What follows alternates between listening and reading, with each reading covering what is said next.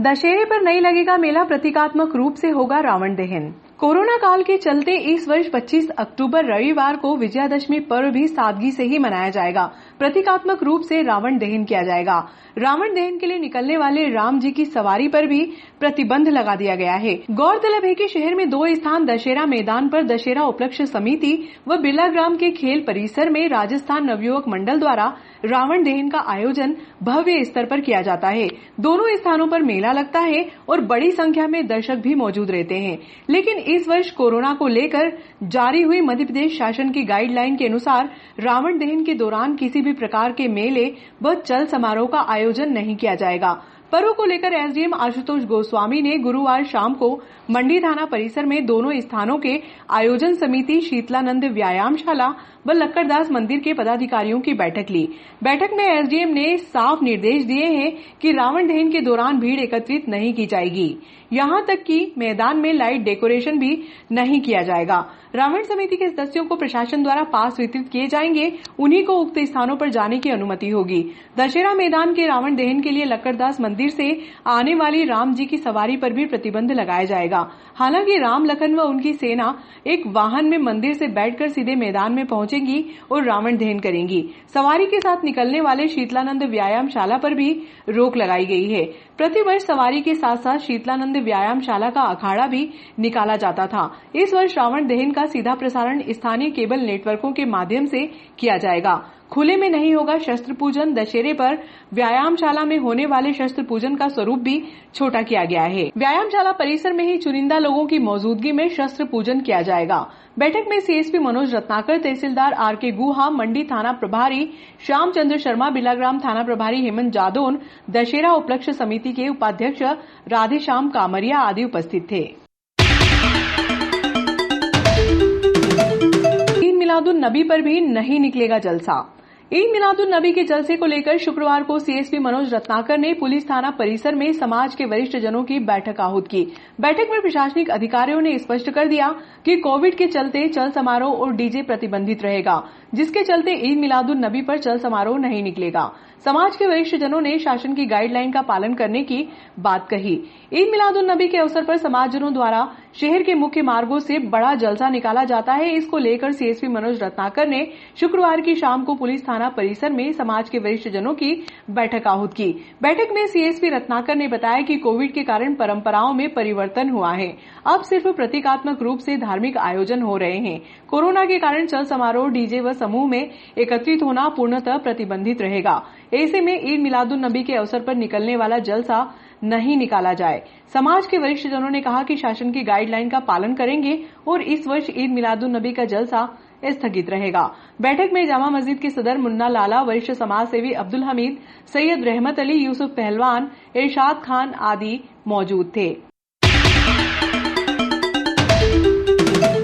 ग्रेसिम उद्योग के 5 वर्षीय समझौते को लेकर संयुक्त ट्रेड यूनियन मोर्चा के नेताओं से अभद्र व्यवहार के बाद उद्योग प्रबंधन ने आधा दर्जन ठेका श्रमिकों के खिलाफ स्थानीय न्यायालय में वाद प्रस्तुत कर निषेधाज्ञा ले ली थी। शुक्रवार को बहस के बाद न्यायालय ने निषेधाज्ञा को समाप्त कर दिया। ग्रेसिम उद्योग के 5 वर्षीय समझौते को लेकर संयुक्त ट्रेड यूनियन मोर्चा द्वारा पावर हाउस गेट पर ठेका श्रमिकों को जानकारी दी जा रही थी। इसी दौरान संयुक्त ट्रेड यूनियन नेता और श्रमिक के बीच तीखी नोकझोंक हो गई। इसको लेकर पावर हाउस गेट पर विवाद की स्थिति निर्मित हो गई थी। इसको लेकर उद्योग प्रबंधन ने स्थानीय न्यायालय में वाद प्रस्तुत किया था, जिसमें न्यायालय द्वारा उद्योग परिसर के 1000 मीटर के आसपास निषेधाज्ञा लागू करते हुए भाषण, सभा, ध्वनि विस्तारक यंत्र के उपयोग पर प्रतिबंध लगा दिया गया था। अभिभाषक संतोष कुमार चौरड़िया और एसके साहू ने ठेका श्रमिकों का पक्ष रखा, जिसमें शुक्रवार को न्यायाधीश नदीम जावेद खान ने फैसला सुनाया। फैसले में बताया गया कि व्यक्ति को अपनी बात रखने का संवैधानिक अधिकार है। ऐसे में निषेधाज्ञा को स्थगित किया जाता है। श्रमिकों ने शुक्रवार को दोनों अभिभाषकों को न्यायालय परिसर में पुष्पमाला पहनाकर उनका स्वागत किया। ठेका श्रमिकों ने आपका स्वागत करा, क्या है पूरा मामला? जी, सबसे पहले तो मैं ठेका श्रमिकों को धन्यवाद दूंगा और बाबा प्रत्यक्ष महादेव को चरणों में प्रणाम करते हुए ये बताना चाहूँगा कि कुछ समय पहले ग्रेसिम उद्योग ने ये हमारे ठेका श्रमिक रमेश, गौतम, दीनदयाल, रतन सिंह, मंगल और मतलब अन्य जो 8-10 लोग थे, इनके साथ कई लोगों को पार्टी बना के इन्होंने एक दावा लगाया था कि भाई ये लोग भाषण 1000 मीटर की दूरी तक में ना करें इनके परिसर से। स्टे हुआ इनके पक्ष में। शुरुआत में एक एक्स पार्टी ऑर्डर हुआ था, बट हमारे जवाब उत्तर के पश्चात माननीय न्यायालय ने बहस को श्रवण करने के पश्चात कल जो है हमारे पक्ष में ये फैसला दिया, अर्थात ग्रेसिम का जो पूर्व का स्टे था वो खारिज हो गया और अब उस पर बाकायदा माननीय न्यायालय का वर्डिक्ट है कि ये लोकतंत्र की अंतर्गत आता है भाषण करना और जो भी मतलब प्रक्रियात्मक है, इसके अंतर्गत किसी प्रकार की रोक नहीं लगाई है। कोर्ट ने उनकी मांग को खारिज कर दिया और वो जो उनकी स्टे थी वो खारिज हो गई। मतलब सीधा सीधा यह माना जाए कि ग्रेसिम उद्योग के पावर हाउस गेट या किसी भी गेट के आसपास ठेका श्रमिक या अन्य व्यक्ति आंदोलन या धरना प्रदर्शन कर सकता है। आज के जो ऑर्डर हैं उसको देखने के पश्चात तो हम मेरा अभिमत तो यही है कि ये अब इनके लिए जो है ऐसा कोई विषय अब टेक्निकली इशू नहीं बन रहा है। Thank you. आज आपका जोरदार और शानदार स्वागत करा ठाकुर साहब, क्या है पूरा मामला? ये जो कुछ लोग श्रमिक लोग थे जो काफ़ी समय से ग्रेसिम इंडस्ट्रीज ने इनके साथ जो व्यवहार किया था उससे प्रताड़ित होकर ये हमारे ऑफिस हमारे संतोष साहू SK साहू एडवोकेट के पास आए थे। इस बात को कम से कम 6 महीने से ऊपर की समय बीत चुका है और जिसको लेके हमने काफ़ी हमारे ऑफिस के साहू जी ने बहुत मेहनत करी, जिसका ये फल जो आज देखने को मिला है और ये इन सब की सहानुभूति हमारे प्रति और जो ये आज कार्यक्रम की रूपरेखा बनी है इसमें हमारा कहीं न कहीं पे योगदान रहा है और इनको जो सफलता मिली है जो भी मिली है वो कोर्ट की गरिमा को बनाए रखते हुए हमको ये सब चीज़ों का फ़ायदा मिला है और आगे भी हम ऐसे ही प्रयत्न हमारे साहू जी और हमारा ऑफिस करता रहेगा, यही मेरा कहना है। मैं साहू जी वकील साहब का बहुत सम्मान करता हूं क्योंकि उन्होंने हमारा साल भर से केस जो है मतलब 11 रुपये और एक टारियल में लड़ा है। इनके लिए मैं उनको बहुत बहुत धन्यवाद बधाई और पूरे ठेका मजदूरों से शुभकामना प्रेषित करता हूँ। के सभी ठेका मजदूरों की तरफ से श्री हमारे वकील साहब साहू जी का स्वागत और वंदन करता हूँ और तहे दिल से इनका स्वागत करते हैं कि इन्होंने निःशुल्क हम सभी ठेका श्रमिकों की लड़ाई लड़ी और भविष्य में भी कोई भी मजदूर अगर इनसे सहायता लेता है तो वो इनके लिए निःशुल्क 24 घंटे तुरंत उपलब्ध है। आज श्रमिकों द्वारा आज साहू जी का आत्मीय स्वागत किया गया है, जिनकी द्वारा जो हमारे पक्ष में लड़ाई लड़ी गई है, इसका हम बहुत बहुत धन्यवाद प्रेषित करते हैं और मीडिया के माध्यम से सभी मजदूरों को बोलता हूं कि जो कंपनी के द्वारा जो हमारे पर जो जुल्म अत्याचार किया गया था उसकी आज अंत होता है। साहू जी को हम बहुत बहुत धन्यवाद प्रेषित करते हैं। सर, ग्रेसिम उद्योग के खिलाफ एक वाद लगाया था, क्या नया अपडेट आया उसका?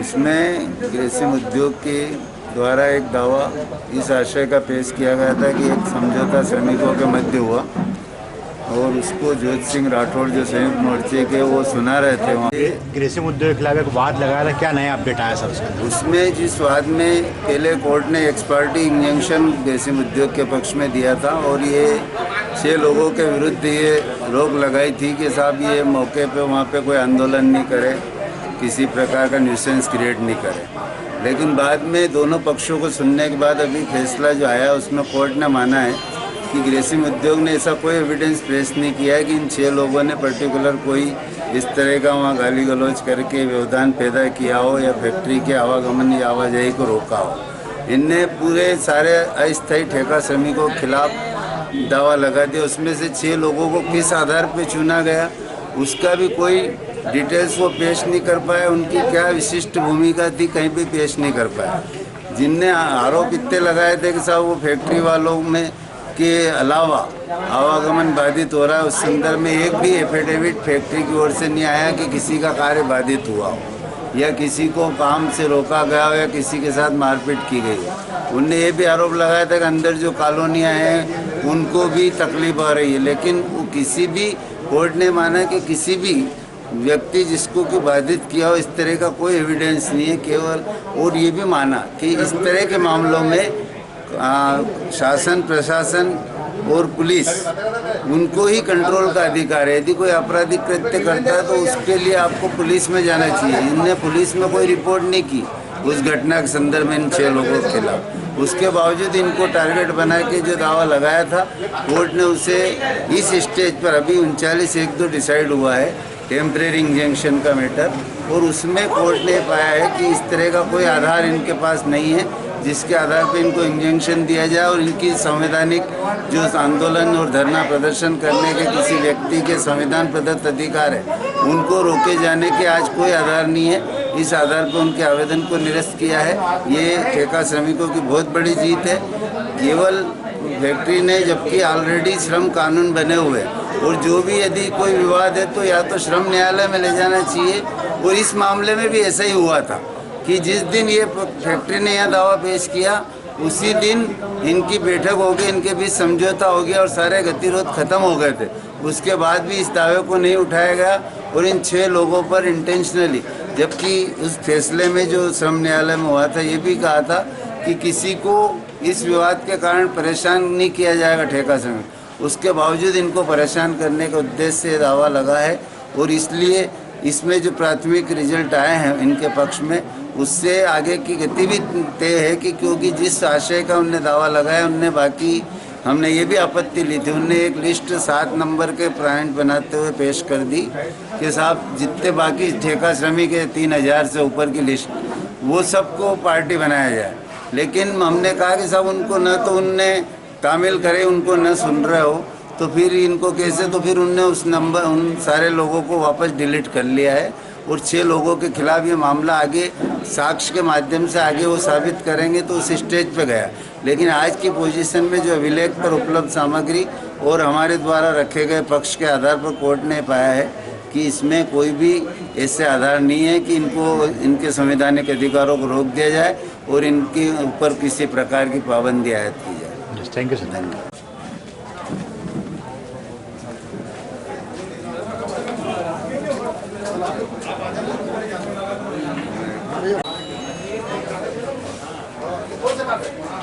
आइए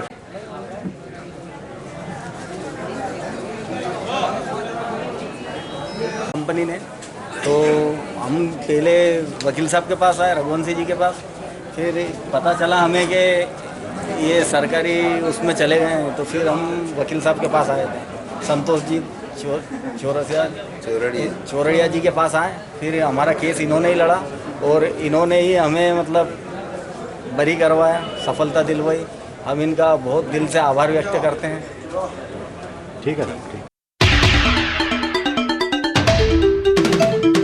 कोरोना से जूझ रही जनता को अब नगर पालिका की अव्यवस्थाओं के कारण डेंगू और मलेरिया जैसी बीमारियों का सामना करना पड़ सकता है। वार्ड क्रमांक 25 के नागरिकों ने एसडीएम गोस्वामी को ज्ञापन सौंपकर पानी के जमाव और गंदगी की रोकथाम करने की मांग की है।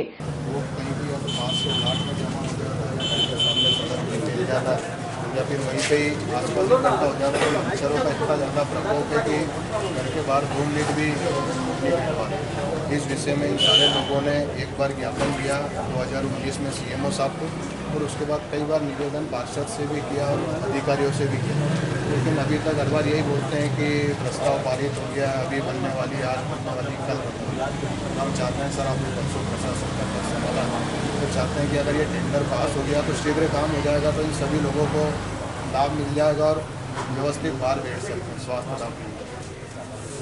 वार्ड क्रमांक 25 के अंतर्गत आने वाले अमलावदिया रोड, आदित्य नगर व मारुति गार्डन के आसपास नाली निर्माण न होने से गंदे पानी की निकासी नहीं हो रही है, जिसके कारण क्षेत्र में पानी जमा होने के कारण क्षेत्रवासियों को दुर्गंध व गंदगी का सामना करना पड़ रहा है। शुक्रवार को मध्य प्रदेश कांग्रेस के सदस्य बसंत मालपानी के नेतृत्व में नागरिकों ने नगर पालिका के प्रशासक व एसडीएम आशुतोष गोस्वामी को ज्ञापन सौंपा। ज्ञापन में बताया गया है कि गंदे पानी के जमावड़े के कारण क्षेत्र में मलेरिया और डेंगू फैलने जैसी बीमारियों की संभावनाओं से इनकार नहीं किया जा सकता है। क्षेत्रवासियों ने नाली निर्माण कर गंदे पानी की निकासी की मांग की है। बीमार रहते हैं। मूल समस्या क्षेत्र में नाली व ड्रेनेज का सिस्टम का न होना है।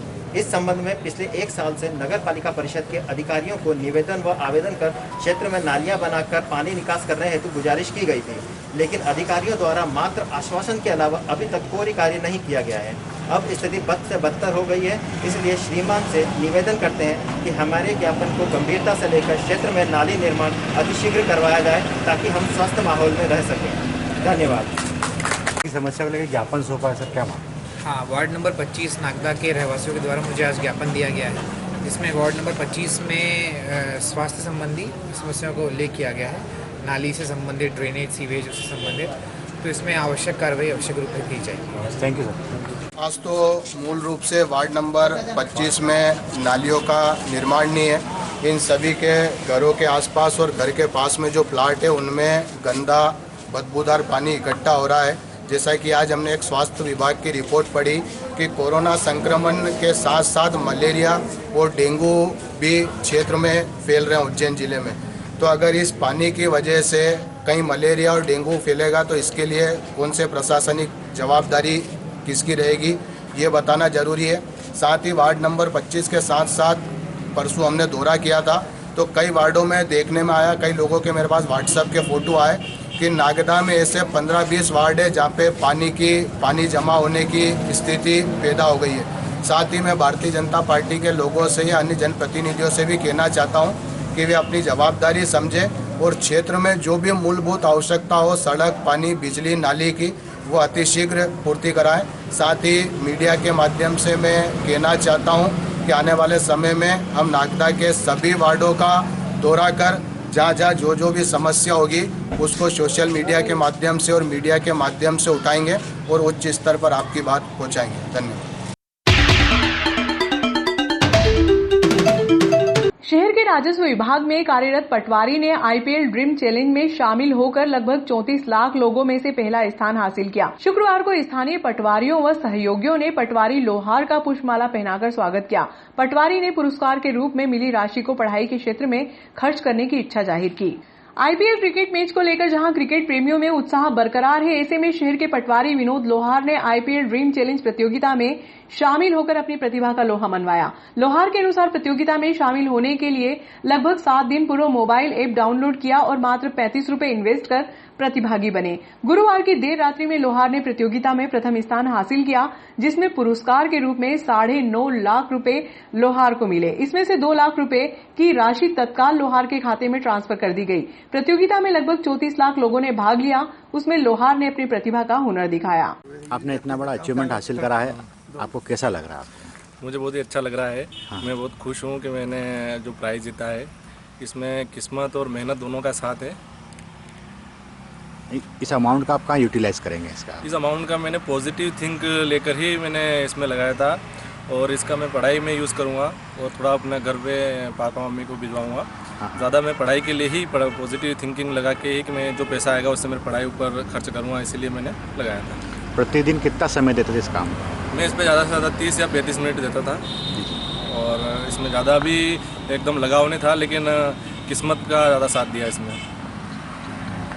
ड्रीम 11 में 9.5 लाख रुपए जीते, तो यह सुन के बहुत ही हर्ष हुआ और यह सुनकर इतना हर्ष हुआ कि हम सभी ग्रुप में जितने भी फ्रेंड वगैरह हैं उनको इस हर्ष उल्लास का मतलब हम व्याख्या नहीं कर सकते इसके संबंध में।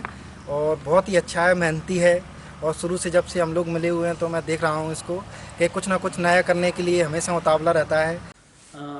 आज नागदा तहसील के लिए बड़ा गर्व का क्षण है कि हमारे नागदा तहसील में पदस्थ साथी भाई विनोद बिंदवारिया जी ने ड्रीम आईपीएल जो फैंटेसी क्रिकेट है उसके अंदर मात्र 35 रुपए का इन्वेस्टमेंट करते हुए आज लगभग 9 लाख रुपए उस ड्रा के अंदर जीते हैं। तो मैं इनके उज्जवल भविष्य की बहुत बहुत शुभकामना देता हूं। हमारे पटवारी संघ नागदा इकाई की तरफ से मैं उसका प्रतिनिधि होने के नाते भाई विनोद बिंदवारिया जी का बहुत बहुत बहुमान करता हूं और आशा करता हूं कि ये पैसे इनके परिवार की उन्नति और अपने भविष्य को और सुदृढ़ एवं उज्जवल बनाने के लिए करेंगे। मैं नागदा तहसील इकाई के साथ साथ जिला इकाई की तरफ से भाई रितेश यादव जी की तरफ से भी इनका बहुमान करने आया हूं, अतः बहुत बहुत बधाई इनको।